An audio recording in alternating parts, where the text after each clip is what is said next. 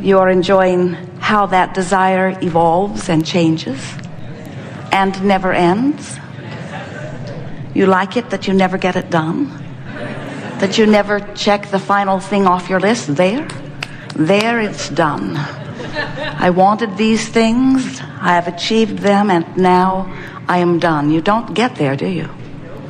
And we want to let you know that we don't get there either. In other words, there is not an ending to life. That's why we call it eternal. And so an important component or prerequisite or basis for eternal life is something to keep calling it forth. In other words, what can you think of that might continue to inspire eternal life? Interesting, because many humans stand in their physicality looking to something outside of it for that inspiration. They seem to believe that what they call God, or what is soul or source or spirit, that what that is already so far out ahead of them that they can get all the inspiration that is ever needed from that already accomplished understanding. And we sort of get why human might think that, because clearly you look around your physical planet, and while you have become very productive, you are so good at what you do, you've become masters at so many things, still you have not launched another Earth into orbit. You can't even fathom scraping enough dirt together to do it. In other words, it's so obvious to anyone who is thinking at all that there is something beyond what is understood from physical perspective, that is behind the creation of and the maintenance of and the well-being of this extraordinary life experience out here on the leading edge of planet Earth. An Earth spinning in its orbit in perfect proximity to other planets. That in and of itself must give you pause and must be the basis for your reason to come to the conclusion that there is something really wise out there, and apparently pretty benevolent, because we keep spinning. There must be something. I will seek my inspiration from that. It's a common decision of many humans over the time that man has been here. But we want you to understand that what you call God, or what you think of as source, what you think of as that non-physical spirit from which you have come forth, we want you to understand that that continues to expand and evolve. It's not static and perfect and complete, waiting for you to catch up. It is expanding, and most important for you to understand of anything that you will ever hear from us or any other, it expands because of the likes of you. In other words, you out here on the leading edge of this time-space reality, this furthest most manifested version of creation, as you are here deciphering and coming to your own personal conclusions, sifting through the data of life, knowing what you don't want, and therefore knowing equivalently what you do want, launching constant rockets of expansion, rockets of desire, rockets of preferences. Rockets of expansion is the most important word that we could use. Rockets of expansion. You see, you were non-physical energy before you came into this physical body. Many of you understand that, or think that something like that must have gone on. But what few humans really understand in the intimate way that we want you to, and believe that you will as a result of our conversation here today, what most humans don't understand is that while they were non-physical energy prior to coming into this physical body, even now you are in this physical body, the larger part of you still remains non-physical, vibration, energy, consciousness. The larger part of you still remains as this source energy. So here you are in your physical body, out here on the leading edge, a part of who you really are as non-physical energy, doing just what you knew you would do, just what you came to do, sifting through the contrast for the express reason of new ideas being born to you out of that contrast. And it happens all day, every day. It can't stop happening. When you're sick, you want well. And when you are sick, you want well in a way that you have not wanted well before. When you don't have enough money, you want more money. When someone is rude, even if it's you, you want more niceness. In other words, when you're out of balance, you want to be in balance. There's this constant contrast that causes you to ask and ask and ask and ask and ask. Another way of saying it would be, which causes you to create and create and create and create and create, which causes you to expand and expand and expand and expand and expand. And the source energy part of you, the non-physical part of you, takes that expansion immediately. Now here's something really important to understand. The inner being within you, the source energy part of you, when you launch that rocket of desire from your place of knowing what you don't want, usually, the source within you rides that rocket from the standpoint of knowing exactly what you do want. Because in this vibrational world and in these vibrational waves, there are always two sides to the wave. When you know what you don't want, you know what you do want. The only difference worth mentioning between you as you abide here in your physical body and your inner being who dwells in this non-physical vortex of creation, the only difference worth mentioning between the physical you and the non-physical you is that the non-physical you has trained itself vibrationally to the point that there is no resistance present in the energy that would be discernible by you. Now, we qualified that just a bit because there's contrast in everything, and there are two sides to every wave. We're just telling you that the non-physical wave doesn't have the dips and swings in it that the physical wave does. That's why we label you leading edge. You're sifting through greater contrast, but as a result of that, you're coming to bigger conclusions. You're making more happen through the life that you're living. Now, we come forth to visit with you because you've summoned us in your wanting to understand how all of this works, not because you need to know what we're going to talk about here today in order for this continuum of eternal life to continue to progress perfectly.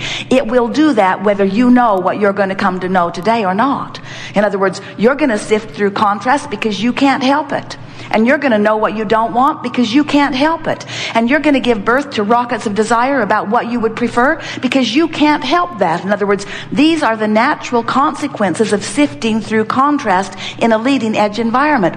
All of that is going to take place whether you understand what we're going to talk about here today or not. But the difference that this conversation can make for you is that if you can get a handle on your understanding of how this creation works, and more important, of what your job of creation really is, if we can help you to understand, to know that you are sifting through contrast and causing an expanded version of you, and that expanded version of you stands in a vibrational frequency in this vortex of creation, if you can hear that, if you can know that, then for the first time in your life, you're going to know why you have emotions.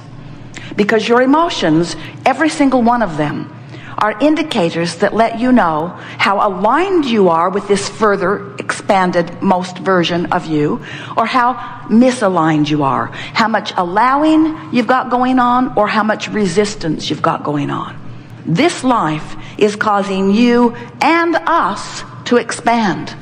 But the difference between you and us is that when your life causes that expansion, we take it immediately. We hold the vibrational frequency of it because we've practiced the higher, less resistant frequencies, and it is natural and easy for us to do that.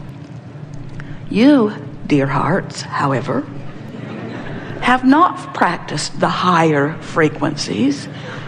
You often beat the drum of what's gone wrong. You probe and poke at that problem in a justifiable attitude for way, way longer than is necessary and way, way longer than is helpful. And that's what we're going to talk about here today. We want you to adore the contrast. We all do. Some of you might say, well, sure, Abraham, you adore our contrast. Our contrast on which you get expansion. I think I get why you would like our contrast. We do. But we've come to help you like it too. We want you to understand that when contrast causes that expansion, that the most joyful experience of life, whether it is us living it or you living it, is moving into that new expansion. And we do it fast and quick. We do it instantaneously, and you can too. You don't have to linger in a justifying attitude. You don't have to explain to anyone why you would prefer that over this. But you do have to stop beating the drum of what you do not want, which was the catalyst that gave birth to the expanded version of you. We have a piece of knowledge that we also want you to have, and that is, while you are the creator of the physical trappings that surround you, you are the creator, attractor of every bit of that.